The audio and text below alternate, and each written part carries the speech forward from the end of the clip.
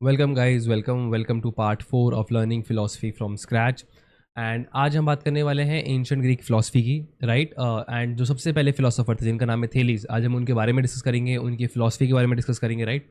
And इससे पिछला वाला वीडियो अगर तुमने नहीं देखा है तो प्लीज़ जाके देख लो, because you will get an idea कि जो मैंने बताया लास्ट वीडियो में कि हाउ वेस्टर्न फिलोसफी को हम किस तरीके से 5 फेजेस में डिवाइड करते हैं, जिसमें से सबसे पहला होता है एंशिएंट ग्रीक फिलोसफी। एंड वहीं से हम शुरू कर रहे हैं, राइट। एंड इसमें भी हमें ध्यान देना है कि एंशिएंट ग्रीक फिलोसफी को भी आगे 3 फर्दर पार्ट्स में बांटा जाता है, जिसमें से पहला है प्री सोक्रेटिक पीरियड, फिर है सोक्रेटिक पीरियड एंड देन है पोस्ट एरिस्टोटेलियन पीरियड, राइट। तो हम शुरू करें again with pre Socratic period. And pre Socratic period में जो सबसे पहले फिलोसोफर होते हैं जिनका नाम है थेलीज, आज हम उनके बारे में बात करेंगे। तो जो थेलीज होते हैं वो फर्स्ट फिलोसोफर हैं, but the right term would be the first western philosopher, right. Because उस टाइम पे ऑलरेडी ईस्ट में, राइट, जैसे इंडिया हो गया, चाइना हो गया, यहाँ पे ऑलरेडी फिलोसफीज डेवलप हो रही थी। इंडिया में इस टाइम तक जो है लाइक उपनिषद के बाद Buddhist philosophy, Jain philosophy discuss होना शुरू हो गया था।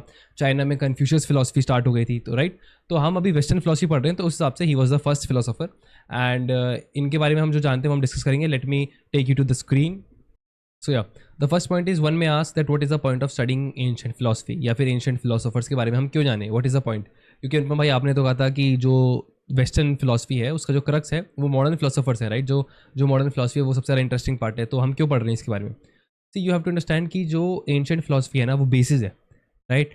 इवन जो क्वेश्चन एंशिएंट फिलोसोफर्स ने पूछे हैं आज भी हम उन्हीं को डिस्कस कर रहे हैं, वो भी अभी तक फुल्ली आंसर्ड नहीं है, राइट। सो जो वो फिलोसफीज़ हैं वो आज भी फिलोसफाइज होती हैं, right. So you have to understand कि वो क्वेश्चंस, वो फिलोसफीज आज भी उतनी ही रेलिवेंट हैं जो कि आज से इतने हज़ारों साल पहले थी। That's why we still study ancient philosophy. Second point is again कि while philosophy being the first science, right. तो मैंने तुम्हें पहली वीडियो में शायद बताया था कि जो फिलोसफी है उसे हम क्या कहते हैं, मदर ऑफ ऑल सब्जेक्ट भी बोलते हैं। रीज़न बीइंग की जो स्टार्टिंग वाली फिलोसफी है ना वो आज की फिलोसफी से अलग है। अगर मैं तुम्हें आज की फिलोसफी की डेफिनेशन दूँ तो वो ये है कि हम फंडामेंटल क्वेश्चन के बारे में डिस्कस करते हैं, हम उनके बारे में जानने की कोशिश करते हैं कि वही कि कॉस्मोलॉजिस्ट जो क्वेश्चन होते हैं कि ये सब दुनिया किससे बनी है, हम यहाँ क्यों हैं, एथिक्स के बारे में बात करते हैं, एस्थेटिक्स के बारे में बात करते हैं। मैंने तुम्हें अपनी पहली वीडियो में समझाया कि आज की फिलोसफी क्या है, like the branches of philosophy में मैंने तुम्हें बताया कि आज हम फिलोसफी में क्या पढ़ते हैं। बट एट दैट टाइम जो फिलोसफी थी वो एक टोटली डिफरेंट चीज़ थी, राइट। तो उस टाइम पे कोई और सब्जेक्ट नहीं था, तो वो जो फिलोसफी है वो अंडरस्टैंडिंग ऑफ एवरीथिंग है, ठीक है। उसे हम बोलते हैं लव फॉर विजडम, जिसमें हम बस लोग जान रहे हैं उस चीज़ को हम फिलोसफी बोलते हैं। उसमें हम साइंस को भी इंक्लूड करते हैं, दैट्स वाई हम उसे बोलते हैं कि it was the first science, right. Also इसमें हम एस्ट्रोनॉमी, मैथमेटिक्स सब हम इसी में डिस्कस करते हैं। अभी हम आगे आने वाले जो फिलोसफर्स के बारे में जानेंगे, तो जो आपके पाइथागोरस है जिनकी थ्योरम है, राइट, मैथ्स में, वो भी एक फिलोसफर ही थे। Because at that time philosophy was just not about thinking about the big questions, but it was about thinking about everything. Like जो भी आप सोच सकते हो ना, जिसके ऊपर आप दिमाग लगा सकते हो, जिसके ऊपर आप समझने की कोशिश कर सकते हो, वो फिलोसफी था। उस टाइम पे कोई ऐसे सब्जेक्ट का डिवीजन नहीं था। दैट्स वाई हम फिलोसफी को मदर ऑफ ऑल सब्जेक्ट बोलते हैं, ठीक है।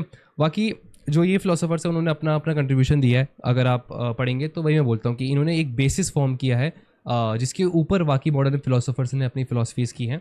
तो that's why we need to actually understand what their philosophies are, we need to understand that, right. या सो अब हम बात करेंगे थेलीज के बारे में, जो सबसे पहले हमारे फिलोसोफर हैं, फर्स्ट फिलोसोफर। ऑल्सो हम प्री सोक्रेटिक फिलोसफी जो है वो इन्हीं से स्टार्ट होती है, राइट। इनके बाद फिर आगे आएंगे पार्मेनिडीज आएंगे, पाइथागोरस, हेराक्लाइटस, इन सब के बारे में हम आराम से पढ़ेंगे। तो ये हैं सबसे पहले फिलोसोफर, ठीक है। एक और चीज़ मैं तुम्हें थोड़ा डिस्क्लेमर से दे दूँ, जैसे यहाँ पे लिखा है कि despite the fact that there is very little written about Thales, ठीक है। नॉट जस्ट थेलीज, जितने भी प्री सोक्रेटिक फिलोसोफर्स हैं ना उनके बारे में हमें इतनी ज़्यादा जानकारी डायरेक्टली उनसे नहीं मिलती है। मतलब उन्होंने जो लिखा है हम पे उतना मटेरियल नहीं है। हम उनके बारे में जो सोक्रेटिक पीरियड के बाद जो फिलोसोफर्स रहे हैं, या जो एरिस्टोटल है, एरिस्टोटल के थ्रू, प्लेटो की राइटिंग के थ्रू हम इनके बारे में जानते हैं। तो इनका हमारे पास कोई डायरेक्ट सोर्स नहीं है, डायरेक्ट हार्ड एविडेंस नहीं है कि ये इन्होंने यही बोला था, इन्होंने यही किया था। तो इसलिए थोड़ा इन्हें हम पिंच ऑफ सॉल्ट के साथ लेते हैं। थोड़ा हम एग्जैक्टली हम ये नहीं मान सकते कि बिल्कुल सही था, ठीक है। हम दूसरों की राइटिंग्स के थ्रू हम समझना चाहते हैं कि ये क्या कहते थे और ये कैसे थे, इनकी लाइफ कैसी थी, या इनकी क्या फिलोसफीज थी, राइट। सो अगेन ये सबसे पहले फिलोसोफर हैं, तो इनके पास हमारे पास ज़्यादा डेटा नहीं है। हमारे पास जो डेटा है वो इनकी लाइफ के बारे में है, एंड कुछ इनकी फिलोसफीज़ के बारे में भी वो हम अभी डिस्कस करेंगे, ठीक है। We know that he lived from around 625 BC to 545 BC। पहला तो हमें पता है कि कितने से कितने टाइम तक रहे थे। We know that he was an astronomer famously predicting an eclipse. जैसे मैंने बताया था कि उस टाइम के फिलोसोफर सिर्फ आज के मॉडर्न डे फिलोसोफर्स वाले फिलोसोफर नहीं थे, वो एस्ट्रोनॉमी, बायोलॉजी, फिजिक्स सब के बारे में बात करते थे, राइट। ऑल्सो इन्हें the father of western philosophy भी कहा जाता है, रीज़न बीइंग वही कि ये सबसे पहले फिलोसोफर थे, दैट्स वाई। ऑल्सो एक और चीज़ मैं तुम्हें यहाँ एक डिस्क्लेमर देना चाहूँगा, डिस्क्लेमर टाइप ही, कि ये जितने भी फिलोसोफर्स के बारे में हम पढ़ रहे हैं, जो प्री सोक्रेटिक फिलोसोफर्स हैं, राइट, ये उस टाइम पे हैं जिस टाइम पे कोई नॉलेज नहीं थी। लाइक इनसे पहले, जैसे अगर आज मैं कुछ पढ़ना शुरू करता हूँ या आज मैं कुछ सोचना शुरू करता हूँ, तो मेरे पे एक ऑलरेडी एक सरफेस है, लाइक एक ऑलरेडी बेस बना हुआ है कि मुझे बेसिक बेसिक चीज़ें पता है। मेरे को पता है कि बारिश कैसे होती है, या मेरे को पता, मतलब बेसिक इन द सेंस कि मेरे को इस वर्ल्ड के बारे में अगर मैं सोचना शुरू करता हूँ तो मेरे पे ऑलरेडी काफ़ी नॉलेज है टू स्टार्ट विद, ठीक है, to come up with. But इनके पास कोई बेस नहीं था, राइट। ये गलत है सही है वो एक बात की बात है, जब हम इनकी फिलॉसफी पढ़ेंगे तो यू विल सी कि इन्होंने कुछ ऐसी ऊट पटांग बातें भी कर रखी हैं, right. But we have to understand that कि कहाँ से ये शुरू किए हैं इन्होंने, इनका बैकग्राउंड क्या है, and eight that time what was the conditions जिसमें ये इन फिलोसफीज़ को कर रहे हैं या इन बातों को कर रहे हैं, right. So that is a thing, अभी हम पढ़ेंगे तो तुम देखोगे कि क्या क्या बोलते हैं सारे, ठीक है। Also our understanding of Thales can only be describe through the lens of later philosophers, namely Plato and Aristotle. जैसा कि मैंने बताया कि हम पे डायरेक्ट उतना मटेरियल नहीं है। Also, Plato describes a story whereby Thales was stargazing, not looking where he was going, and ends up falling into the well. ठीक है, इट्स लुक लाइक कि वो स्टूपिड था, बट मतलब फिर भी nevertheless Thales was always seen as a great thinker within the older tradition of ancient philosophy. Thales की अगर हम फिलोसफी की बात करें तो हम पे थेलीस का लिखे हुए एक्चुअल में अगर हम देखें तो 2 कोट्स आते हैं। पहला है जिसमें वो बोलते हैं all things are full of God, and second है water is the first principle of everything, ठीक है। तो अब हम बात करेंगे थेलीस फिलोसफी के बारे में, एंड जैसा कि हमने अभी देखा कि उनका एक कोट हमें जो डायरेक्टली थेलीस से मिलता है वो है कि water is the first principle of everything, right. So according to him water is the principle arche of all things, everything is composed of water and earth itself floated on water like a log, right. So उनकी जो logical line of reasoning थी वो ये थी कि जो भी जिंदा है या फिर जो भी अलाइव है, राइट, वो सब जो है मॉइस्ट है, एंड जो भी डेड है वो ड्राई है। ऑल्सो ही सॉ कि लाइफ को प्रॉस्पर करने के लिए हमें वाटर की नीड होती ही होती है, like there is no other thing, ठीक है। So he try to understand and he came up with this conclusion कि every thing is made up of water only, ठीक है, we are all different forms of water only, and जो हमारा basic fundamental है वो water ही है, ठीक है। और ऑल्सो उन्होंने जैसा कि बोला कि अर्थ एक फ्लैट सरफेस है and like it is floating on water, right. अब अगेन जैसा कि मैं तुम्हें बोला था कि तुम अब बोलोगे कि यार सुनने में तो बड़ा वियर्ड लग रहा है, ये इतना बड़ा फिलोसोफर है, इसे हम फादर ऑफ फिलोसफी बोलते हैं, बट ये कैसी फुद्दू बातें कर रहा है, राइट। तो मैंने जैसा कि पहले बताया था कि वी हैव टू अंडरस्टैंड कि जिस टाइम में ये है इसके पास कोई डेटा नहीं है ये सब समझने के लिए। आज हम बचपन में ही पढ़ लेते हैं कि अर्थ राउंड है एंड ऐसा है, इतने प्लैनेट्स हैं, but at that time there was nothing like that. So we have to understand the time period जिसमें ये सब सोच रहे हैं, right. He is trying to come up with the answers. So that is a big thing. That's why we respect these philosophers, these early philosophers, these pre-Socratic philosophers. That's the reason. अब सही है गलत है वो हम बात करेंगे आराम से. तो अगेन ऑल्सो थेलीस का जो एक और कोट था जो है all things are full of God. So what he believed is that कि मैग्नेट्स में ना सोल होती है, दैट्स वाई वो ऐसे रिपेल और अट्रैक्ट कर पाते हैं. सो उन्हें लगने लगा कि जो गॉड है, जो सोल है, वो हर एक ऑब्जेक्ट में, हर नॉन लिविंग ऑब्जेक्ट में भी है. So that's why he said कि all things are full of God. Plus, he may have been the first person to prove that a year contains 365 days. Remember that. Also, Thales predicted a solar eclipse, introduced geometry, measured the pyramid, and invented gnomon, a device to measure time. Right? So, जैसा कि मैंने बताया कि उस time पे philosophy से philosophy नहीं थी, राइट, इट वॉज एवरीथिंग.